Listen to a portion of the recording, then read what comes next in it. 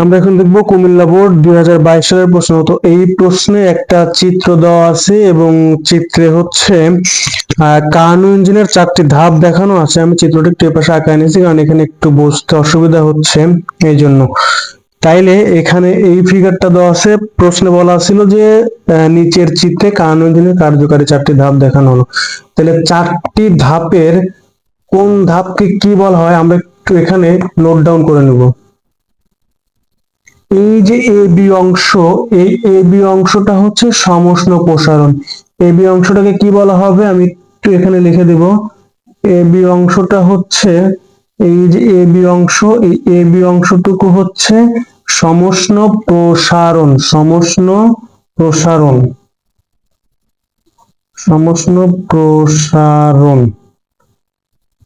A B যে কার্ভটুকু আছে এই কার্ভটুকুকে বলা হবে সমষ্ণ প্রসারণ। বিসি যে কার্ভটুকু আছে এই কার্ভটুকুকে বলা হবে রুদ্ধতাপীয় প্রসারণ। বিসি কার্ভটুকুকে বলা হবে কি?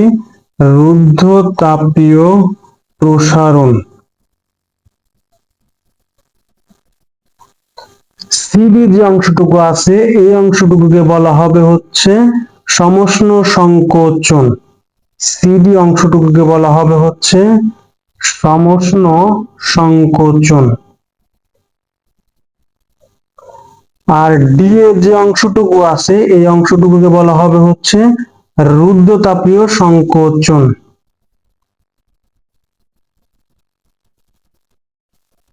রুদ্ধতাপীয় সংকোচন। ডি এর অংশটুকুকে বলা হবে রুদ্ধতাপীয় সংকোচন। আমাদের কাজ শেষ। আচ্ছা, এখন একটু খেয়াল করি যে এ পয়েন্টে চাপ হচ্ছে P1, আয়তন হচ্ছে V1, তাপমাত্রা হচ্ছে T1। তাহলে বি পয়েন্টে কি হবে? বি পয়েন্টে হবে হচ্ছে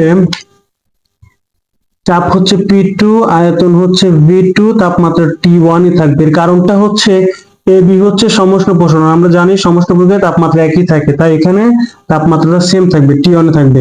আর সি অংশে যেটা হবে যে P3 V3 এইটা হয়ে যাবে T2, কারণ বিসি অংশটা হচ্ছে রুদ্ধতাপীয় প্রসারণ, তাই তাপমাত্রা পরিবর্তন হবে এখানে। আর যদি ডি অংশের জন্য লিখি তাহলে ডি অংশে যেটা হবে যে এই পয়েন্টে যেটা হবে যে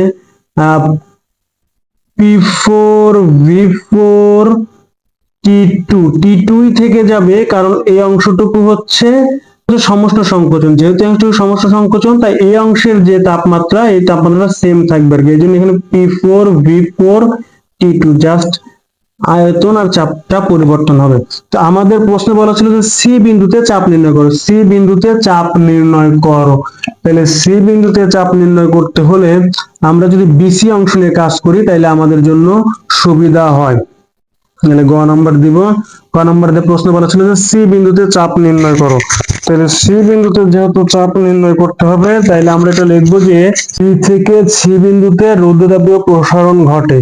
তাহলে বি থেকে সি বিন্দুতে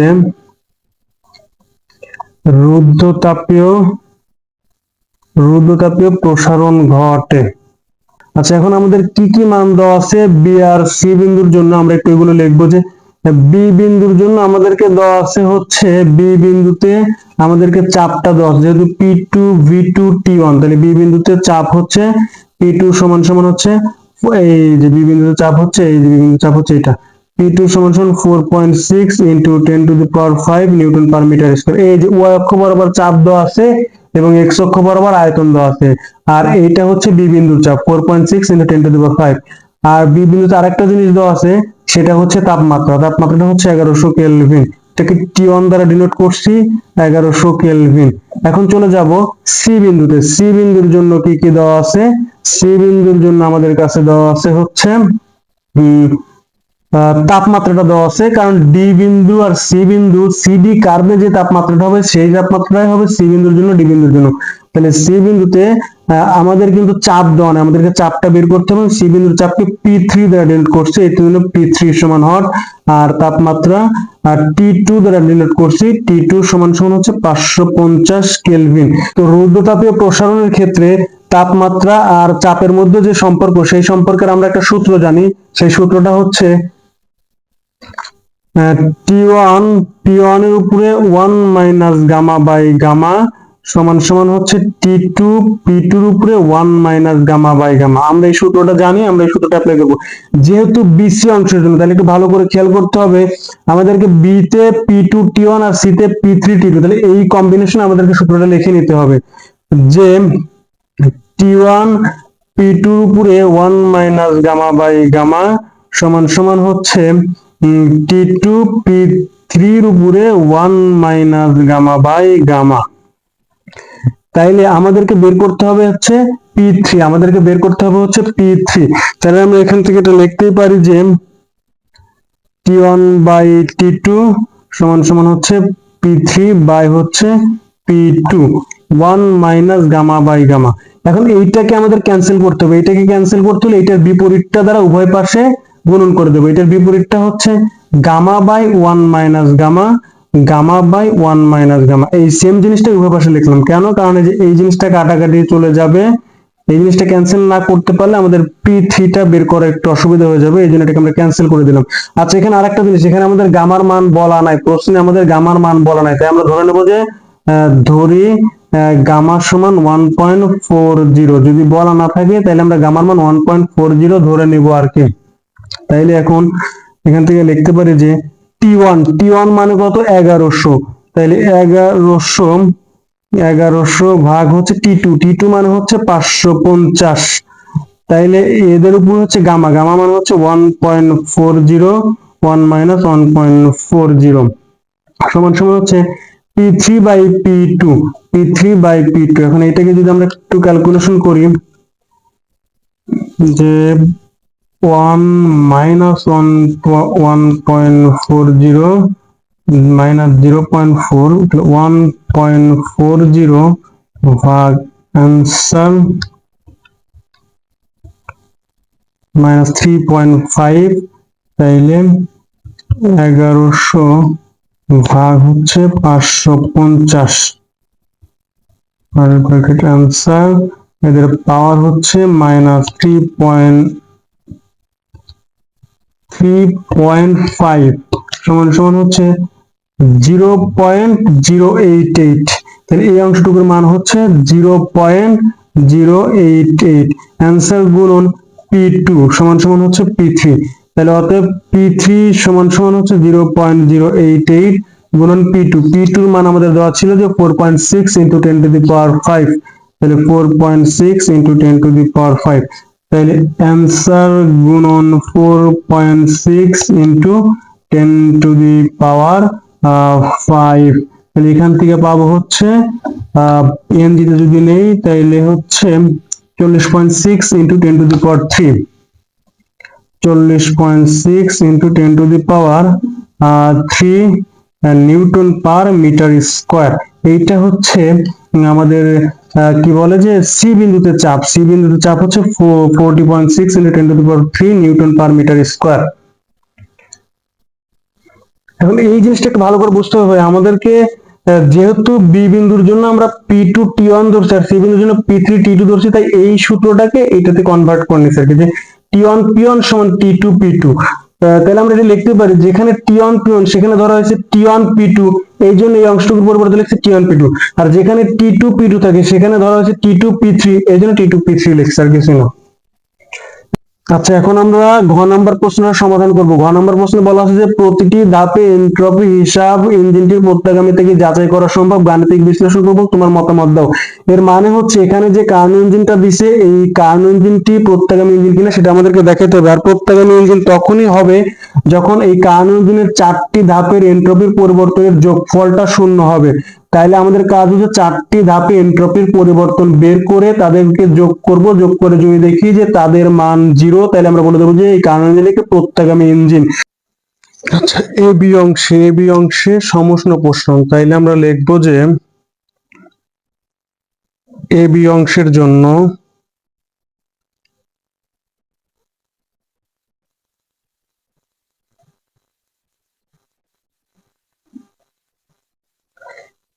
এ বি অংশে সমষ্ণ প্রসারণ হয়, তাই আমরা এ বি অংশের জন্য বের করব। এ বি অংশের জন্য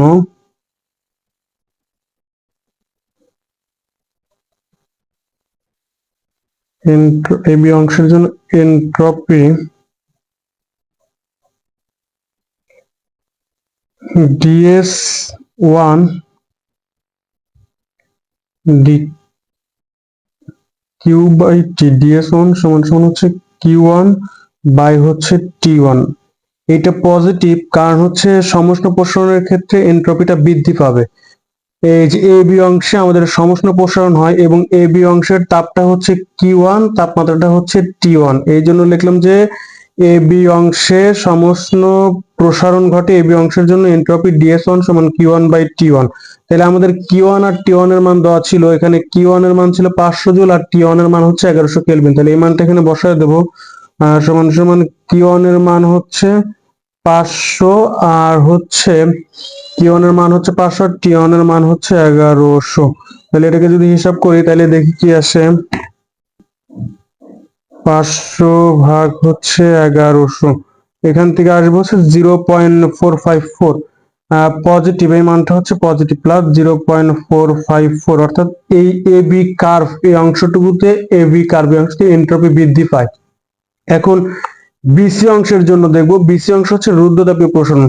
তাই আমরা লিখে নেব যে বিসি রুদ্ধতাপীয় প্রসারণ।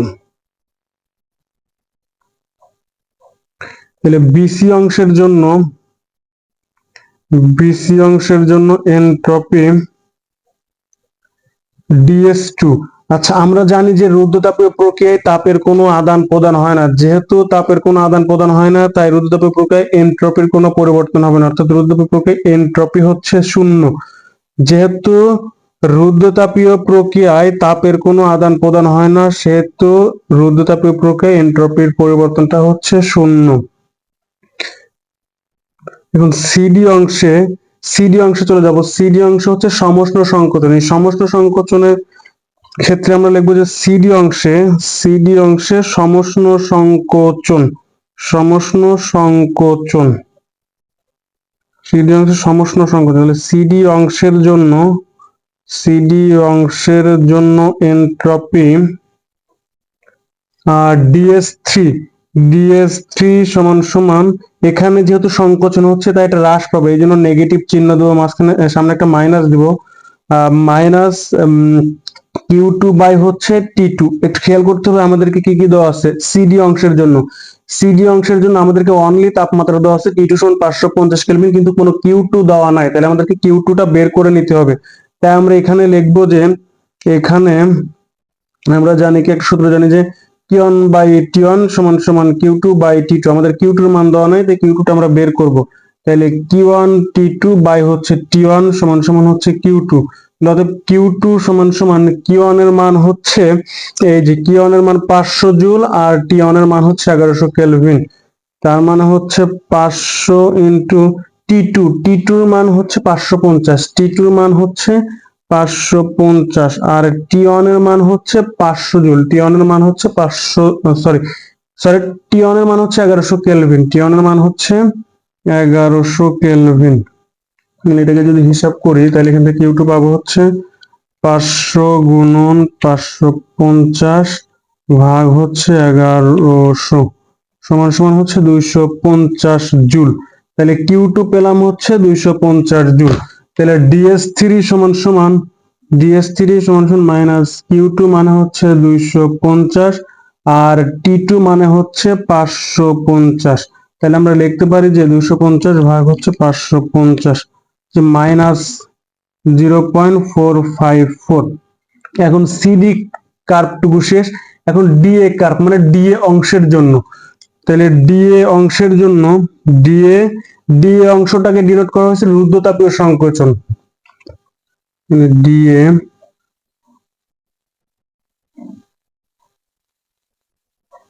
রুদ্ধতাপীয় সংকোচন, ডিএ অংশের জন্য